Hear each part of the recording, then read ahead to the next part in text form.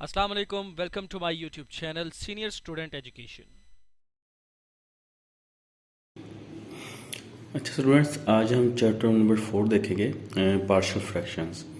ठीक है, जिसको उर्दू में जुज़वी कसर भी कहा जाता है। तो इस चैप्टर में 3-4 चीज़ें हैं, वो मैं आपको बार बार समझा देता हूँ। सबसे पहले तो आपको पता होना चाहिए फ्रैक्शन क्या होती है।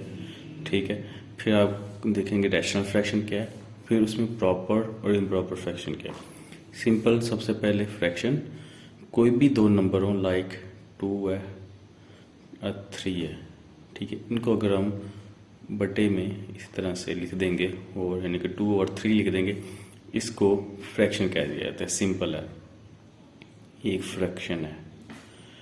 ठीक है, और अगर हम अलजबरे में, यानी कि मतलब ये में वेरिएबल्स में बात करें, अलजबरे में बात करें, तो कोई भी अलजब्रिक जुमले को, अलजब्रिक टर्म को हम 2x+1 और 3x+1 इस तरह से लिख देंगे, तो ये भी ही एक फ्रैक्शन है।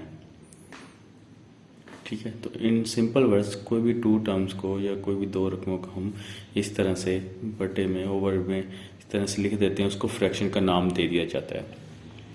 ठीक है, अब उसके बाद आते हैं रैशनल फंक्शन। रैशनल एक उसने स्पेसिफिक नाम दे दिया है बुक वाले ने, कि अगर कोई अलजेब्रिक जुमले हैं, ठीक है, अगर उनको हम इस तरह से लिख देंगे फ्रैक्शन की सूरत में, तो उनको रैशनल फ्रैक्शन का नाम दे दिया जाता है। ठीक है, अगर जैसे कि ये भी एक अलजेब्रिक जुमला है, क्योंकि एक्स यहाँ पे क्या है, वेरिएबल है। जब एक्स वाई जी लाइक वेरिएबल्स इन्वॉल्व होते हैं, तो वो आपको पता है अलजेब्रिक जुमले होते हैं, तो उनको इस तरह फ्रैक्शन की सूरत में लिखते हैं। ठीक है, तो रैशनल फ्रैक्शन में जाती है। लेकिन शायद साथ ही एक और कंडीशन, अगर आप देखेंगे बुक में बार बार ऑथर लिख रहा होता है कि नीचे वाली टर्म या इस तरह से लिख रहा होता है d x not equal to 0। इसका क्या मतलब है, अक्सर समझ नहीं आई होती। इसका समझ मतलब ये होता है कि डिनोमिनेटर, यानी कि नीचे वाली टर्म, जिसको हम डिनोमिनेटर भी कह देते हैं, डिनोमिनेटर, ये ज़ीरो नहीं होना चाहिए। क्योंकि जब भी बटे में ये फ्रैक्शन में कोई जो नीचे वाली टर्म है वो ज़ीरो हो जाएगी, तो जो आपकी पूरी रकम है वो अनडिफाइंड हो जाएगी। लाइक अगर मैं कहूँ 2/3 है, अगर मैं 3 की बजाय 0 लिख दूँ, तो ये अनडिफाइंड इन्फिनिटी हो जाता है। अनडिफाइंड इनडिफाइंड होता है, यानी कि इसका कोई आंसर ही नहीं है, अनडिफाइंड हो जाता है, इन्फिनिटी है। ठीक है, तो यहाँ पे d x not equal to 0, इसके लिए कंडीशंस होती है, वो आपको देनी पड़ेगी, बताना पड़ेगा। और d x not equal to 0 के यहाँ पे नीचे वाली टर्म जो है वो 0 नहीं है, तो ये फ्रैक्शन है। तो ये एक फ्रैक्शन हो जाती है जब अलजेब्रिक जुमले इन्वॉल्व हो जाते हैं या अलजेब्रिक टर्म आपकी इन्वॉल्व हो जाती हैं।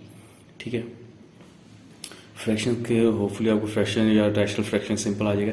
फ्रैक्शन रैशनल फ्रैक्शन तकरीबन सेम चीज़ है। फ्रैक्शन कोई भी हो सकती है, आम नंबर्स भी हो सकते हैं। जब रैशनल फ्रैक्शंस हो जाते हैं जब कि नीचे वाली जो टर्म है वो आपको 0 नहीं है। ठीक है, और वो डी ओ एक्स और मुतगय्यर होने चाहिए, यानी कि अलजेब्रिक जुमले होने चाहिए, वेरिएबल्स इन्वॉल्व होने चाहिए। ये रैशनल फ्रैक्शन की निशानी है। अब प्रॉपर और इम्प्रॉपर दो चीज़ें आपको पता होनी चाहिए। पहले तो आपको पता चाहिए कि डिग्री क्या है, डिग्री ऑफ अलजेब्रिक टर्म्स। ठीक है, डिग्री पता होना चाहिए। डिग्री क्या होती है कि कोई भी आपके पास अलजेब्रिक जुमला x² + x+1, तो इसमें जो x की ज़्यादा से ज़्यादा पावर है वो डिग्री होती है। लाइक अब इसमें अगर देखें x की ज़्यादा पावर क्या है, 2 है, तो 2 क्या होगी, इसकी डिग्री होगी। ठीक है, तो प्रॉपर फ्रैक्शन हम इस डिग्री की मदद से जज करेंगे। यानी कि अगर हमारे पास मिसाल के तौर पर अगर टर्म है कोई x² + x+1 over x3 + x+1, आपके पास कोई फ्रैक्शन आ गई, इसको आपको कहा गया है कि बताएं ये प्रॉपर है कि इम्प्रॉपर है। ठीक है, तो अगर नीचे यानी कि आपके डिनोमिनेटर की जो डिग्री है, आपकी डिनोमिनेटर यानी कि ऊपर वाली टर्म से ज़्यादा हो, ठीक है, तो वो प्रॉपर फ्रैक्शन होगी।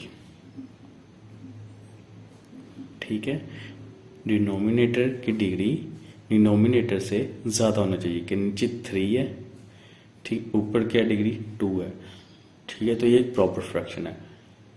ठीक है। इम्प्रॉपर तब होगी अगर ऊपर नीचे की डिग्री दोनों बराबर हो जाए या ऊपर की डिग्री नीचे वाली से बराबर हो, तो वो आपकी क्या हो जाएगी, इम्प्रॉपर फ्रैक्शन हो जाएगी। मिसाल के तौर पे अगर x+1 और x-1 ये दोनों डिग्रियां यहाँ पे भी 1 है, ऊपर भी 1 है, ठीक है, तो ये एक इम्प्रॉपर है, ठीक है। x3+1, ठीक, x+1 इंटू x²+1। अब इसकी जजमेंट आपको थोड़ी सी मुश्किल लग रही होगी, लेकिन इतना बस याद रखें कि अगर हम इसको आपस में मल्टीप्लाई करते हैं तो आपको पता है पावरें आपस में ऐड अप हो जाती हैं। लाइक मैं आपको करके दिखा देता हूँ। x3+1 इसको मल्टीप्लाई करके फिर आप जज कर सकते हैं कि ये प्रॉपर है कि इम्प्रॉपर है। तो पहले इसको मल्टीप्लाई करते हैं। x से मल्टीप्लाई होगा तो ये x3 हो जाएगा, फिर x 1 से होगा तो x आ जाएगा, फिर 1 मल्टीप्लाई बाय x² होगा तो x² आ जाएगा, फिर 1 से मल्टीप्लाई होगा तो 1 आ जाएगा। तो यहाँ पे देखिए नीचे आपके पास क्या टर्म बन गई, x3 plus x² plus x+1, ठीक है, ये आपके पास नीचे टर्म बन रही है। तो ऊपर भी x की पावर 3 है, नीचे भी 3 है, तो दोनों पावर दोनों डिग्री जब एक जैसी हो जाए तो वो क्या हो जाएगी, इम्प्रॉपर,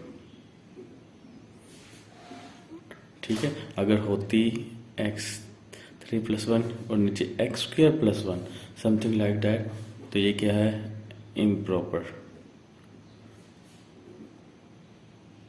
ठीक है। तो ये आपको अभी के लिए सबसे पहले तो इस चैप्टर को शुरू करने के लिए आपको पता होना चाहिए कि प्रॉपर और इम्प्रॉपर फ्रैक्शन, बस ये दो चीज़ें आपको बेसिक पता होना चाहिए क्या है, क्योंकि उसके बाद जो है आप अपने जो सोल्यूशन है उसको फैसला करते हैं कि किस तरह से हमने करना होता है, ठीक है। पहले प्रॉपर फ्रैक्शन देखनी है, फिर इम्प्रॉपर देखेंगे, फिर हम आगे उसको देखते हैं कि क्या उसको कैसे सॉल्व कर सकते हैं। Thank you for watching. अगर अभी तक चैनल को सब्सक्राइब नहीं किया तो सब्सक्राइब कर लीजिए और इसी तरह के मज़ीद वीडियोस से अपडेट रहने के लिए बेल आइकन को दबाना मत भूलिएगा। आज के लिए इतना ही।